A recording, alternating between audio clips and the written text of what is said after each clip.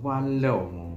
Wah. Assalamualaikum. Waalaikumsalam warahmatullahi wabarakatuh. Ha? Pun berat. Apa buka kan dengan aku tulis-tulis syair ada kan? Ha. Kiban hai dah nyombu. Ya ya. Bahana ya cara kan tengok. Ha. Ya tak buka syair yang dua kerak. Bekik apa? Saya lihat kan ku cái apa ni je tu tepuk ni kan. Bekik lu leleweng enggit.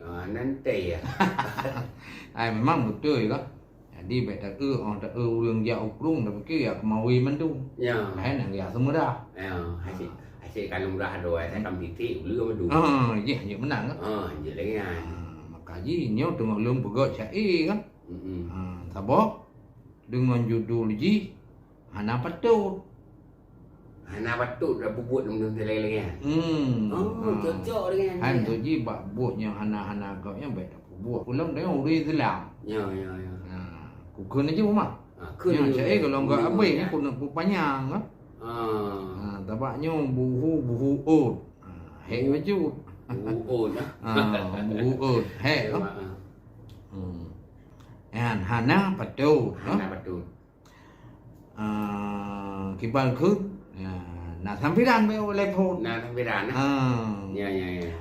Ada tampu musuh got-got. Ada bak ramut su cempala. Tak kerja baik yang karut. Bunga sepot buat yang benar. Bukannya mana? Betul dengan cik. Baik buat yang hanam pociak wah. Ya. Mana cik tamu tutu tamari tak pegah apa. Tamu tutu baik le karut. Baik mudut pegah apa. Baik kun kegop bro dilikut. Baik marut kegop tak celah. Betul dah haji. Hana patut baik patut. Bak buat karut baik tak hawa. Bak hana got baik tak kaut. Ada kakrut baik peguna. Allah. Nyong mana? Ya, betul dah. Bak buat hina baik peturut. Bak mesangkut baik jahilah. Baik tajak bak jalan seput. Baik meput-put ke gop dawa. Hanam pocah. Ya. Dapa buat bak yang patut. Dapa turut bak yang benar.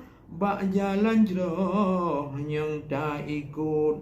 Awai ngoncut sudut benar. Allah. Bek bak buat bro trok tiap supok. Tanya karut jut binasa. Menyebutnya hana patut. Dak berlagut hana guna.